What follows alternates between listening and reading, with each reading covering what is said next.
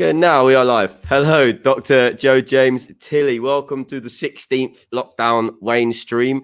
You're the first ever doctor we've had, so congratulations Awesome. and welcome. Well, thank you so much for having me. No, that's my pleasure. When I was writing the information for this podcast, I was trying to write down your info and it said, Joe James Tilley. Is it Doctor of Chiropracticity?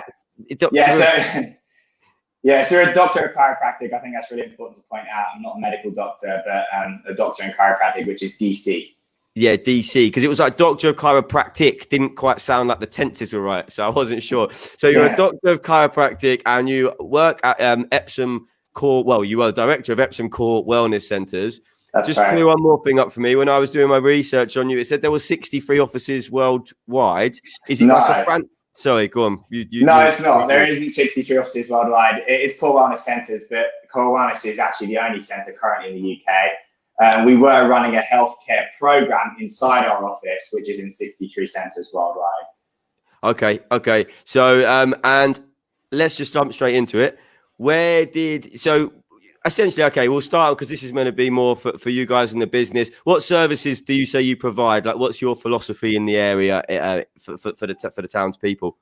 Sure. So I guess our unique proposition at Core Wellness is that we have everything under one roof. So we are a chiropractic office, but we also have a boutique gym facility. We have massage therapy on site.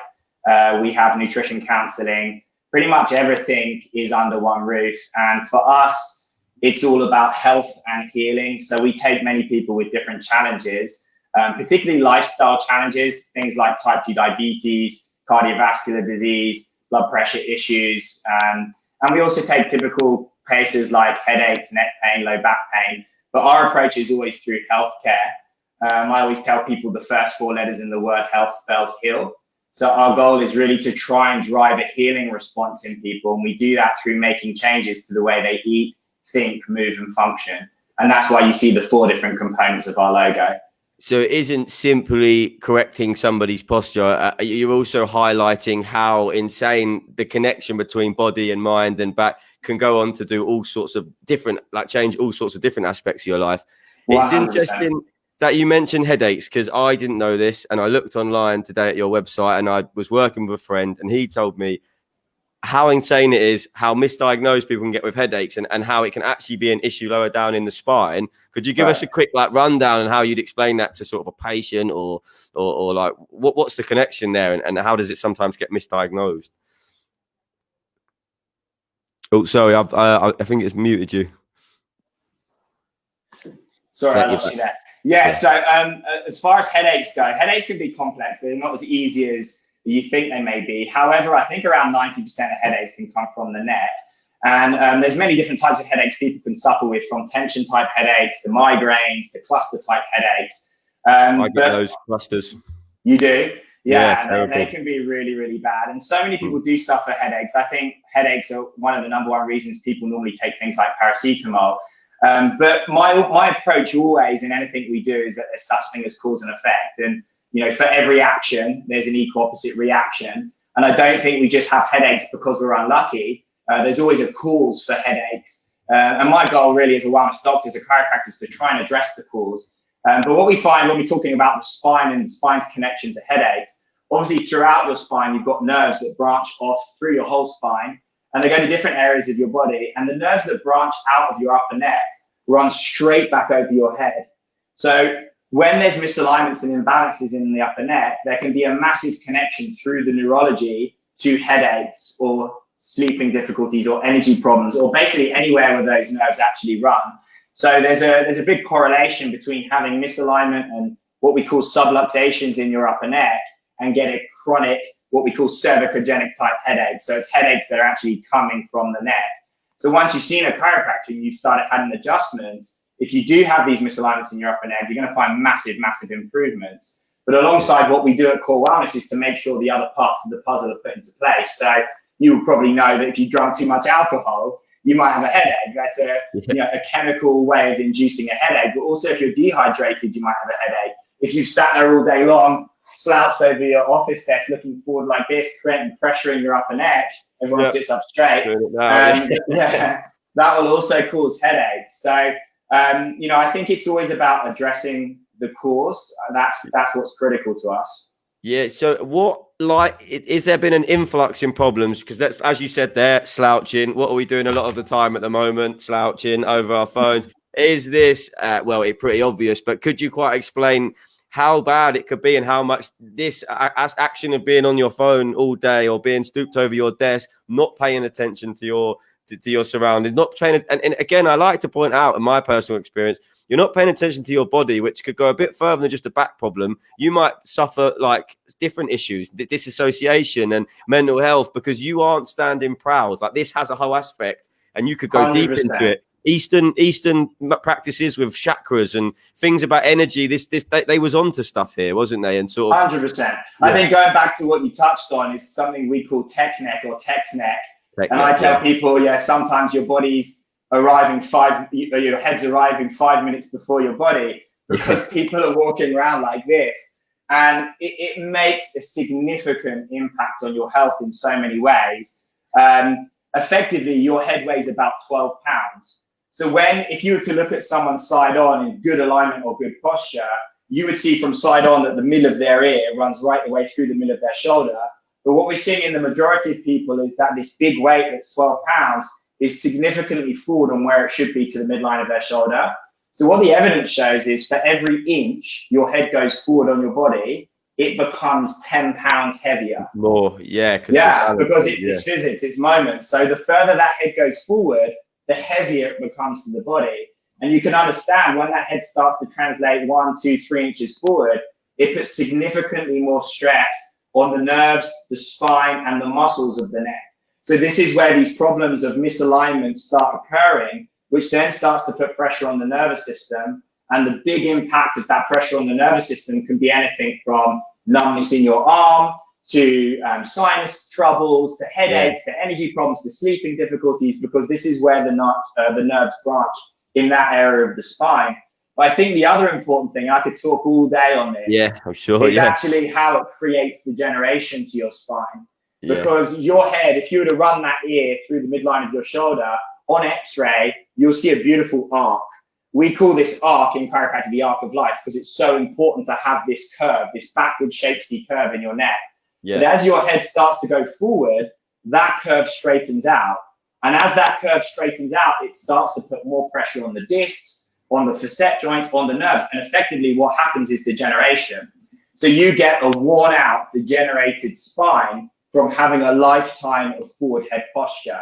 And that's significant, because the thing is with degeneration is, to this day, there's no such thing as a spine transplant. You can never have your spine transplanted like you can a hip or a knee, and you can have it changed, but you've got your spine for life. So it starts to make you think, like, the way we've turned into this flex society and we're always looking down, and the impact that it's having on our nervous system and our spine is huge. Okay, so right, I've got so much to say off the back of that. So what I'm thinking is let's start with something. So when people are experiencing these issues, it's very important, you are saying, to, instead of taking a paracetamol or an ibuprofen and things that essentially suppress the problem, which go on, you imagine suppressing a trauma, you're just putting something on it. It's just going to grow until it affects your life exponentially. The idea of taking a paracetamol and ibuprofen when you've got a headache, as you said, 90% of headaches could be connected. It's very important, I guess, to diagnose this, because in years to come, where this rise in phone issues, this rise in people on their computer, we could have, in your eyes, you probably see it daily, a nation of people like walking around and with no spine transplant. That's right. This could cause, when you're walking around with that humping, you're walking around with that hump in your back. I tell people it's rude to hump in public, right? So, we shouldn't be walking around bent over like this all day.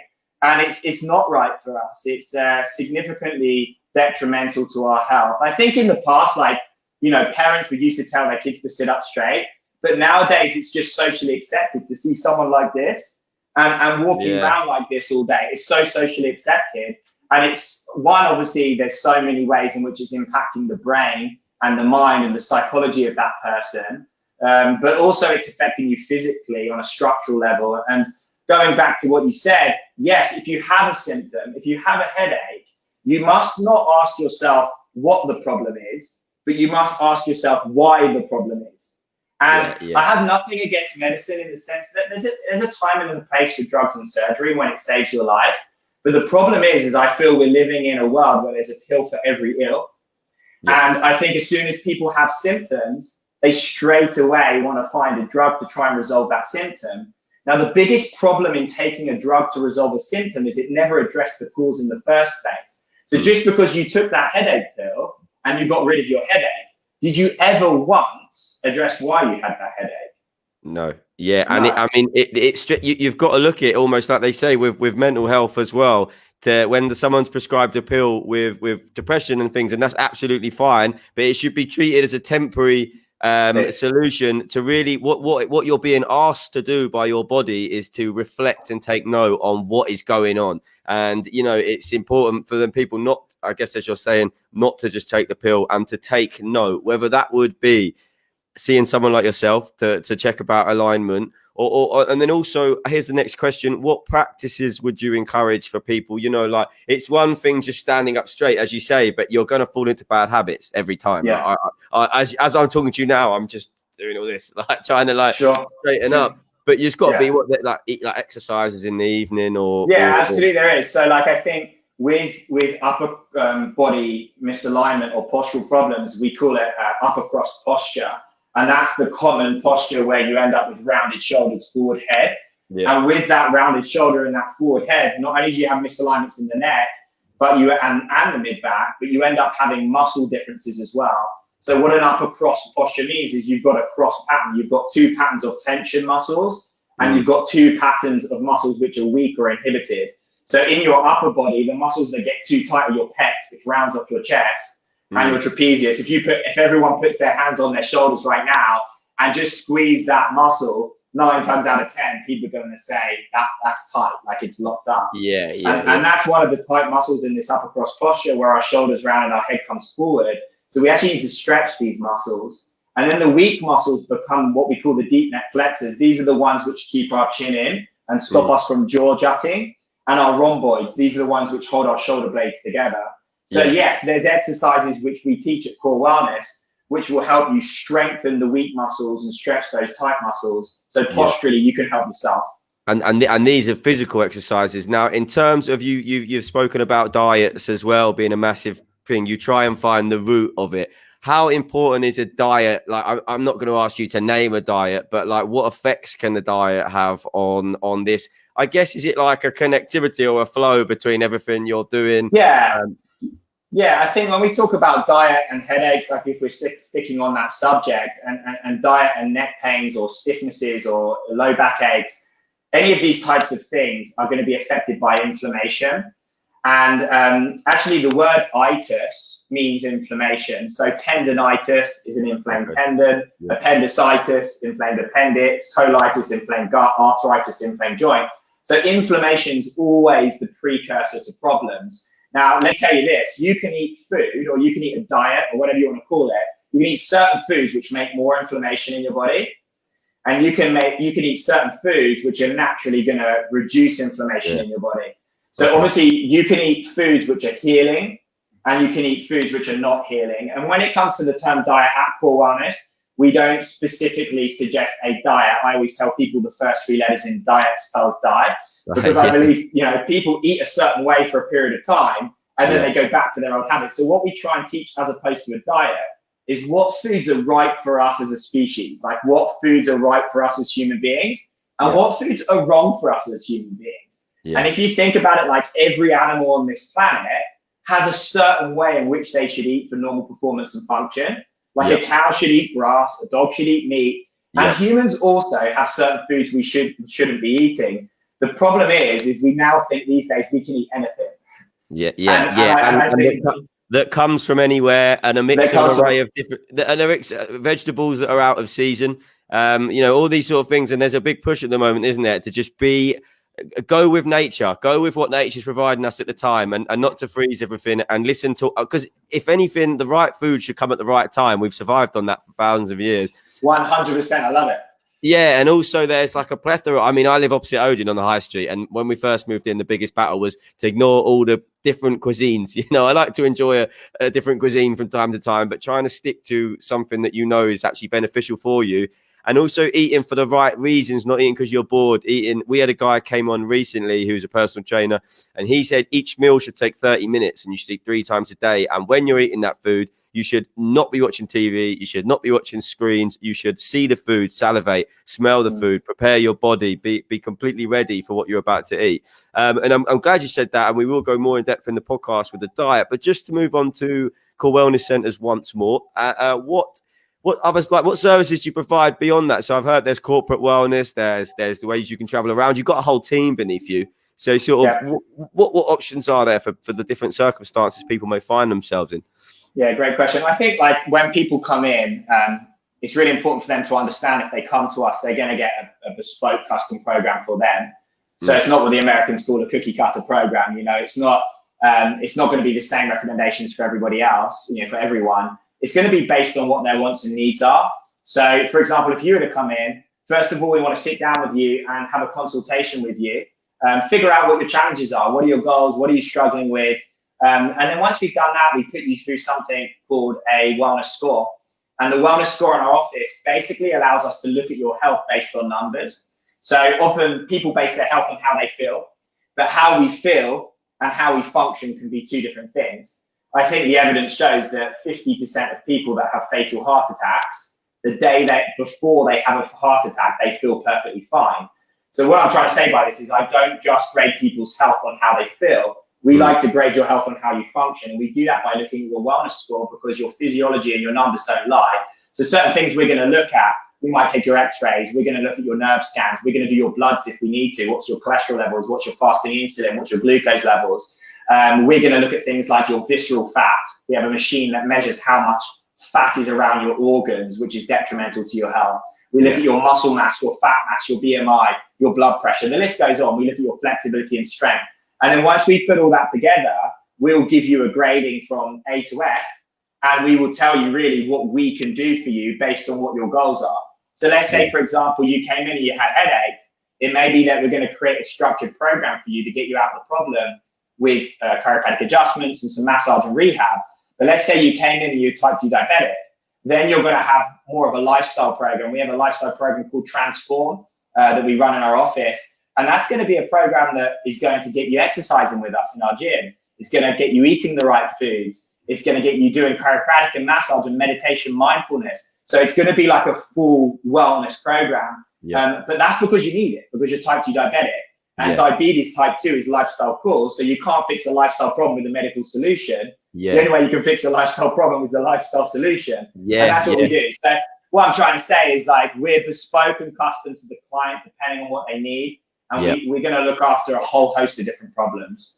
And it's so more. It's so. I think this sort of specialized conversation with your guest is what is so like with your guest. Sorry, with your client is what's so important because you know it's such an individual thing, and you have to look at every aspect. I'm reading a book at the moment, and it's from the 50s, right? It's called How to Think Big, and he's talking about diabetic people and how much confidence and thinking actually influences how much they tend to get ill as a result of their condition. And I think what you're doing is really actually trying to say to someone, look, it isn't about just getting whatever this tick box says for diabetes. It's about looking at you as an individual. And is it coming from somewhere deeper than just medication? Is it coming from, do you know what I mean? Somewhere, and that's what your center it provides. And look, we're right towards the end, but we just have had a question from Ryan, and he's asked if a food tolerance test is worth it. I'm not sure what a food tolerance test is, but if you're aware, if you could answer that question. For food intolerance testing, I mean, there's different ways you can look at food allergies and food intolerances. And yes, depending on what you're intolerant to, it can be, if it's gluten, there's some tests you can do to figure that out. Some people are reactive to certain foods and there can be reasoning behind that as well. I think the important thing with all of it is to try and figure out what the cause is. I always come back to that. And, if you're having a reaction in your body when you eat certain foods, it's probable that you are intolerant or you're reactive to certain things, but you may also want to look at how your gut's functioning. And there's certain gut processes, transformation programs we do to help improve the function of your gut. Cool. Awesome. Well, look, what we'll do now is I've thoroughly enjoyed the chat. I'm glad we've gone into this. We are about to record a full-length podcast afterwards where we're going to be going a lot more sort of in-depth to your core beliefs, without doing a pun, as to why, as good as how you got this far. And I will tag in the core wellness centers above on Facebook. They can check you out. Very quickly, how has lockdown affected your business? Like, I mean, I guess everything's closed and you're just sort of holding out like the rest. Yeah, it's been tough. I mean, it's been hard for so many people this year in so many ways. I'm fortunate that chiropractic services have remained essential. So they've been open pretty much all the way through, minus, I think, 8 weeks at the start. Massage has been on and off, and our gym has been on and off shut. So it's been tough. I think what we've fallen back on is Epsom and the loyalty of our clients over the last 11 years. So thank you, honestly, thank you. Any one of my clients who listens to this, appreciate you guys so much. So thank you for supporting us all the way through. I want to be here for the long term to make our Epsom the healthiest place in the UK. Yeah, have a nice strong spine. Cool. I will. So I'm going to go offline now, but we'll still be in this afterwards. But yeah, thank you everyone for watching, and have a look out for our podcast episode coming in the next couple of weeks. Thanks, guys. Cheers.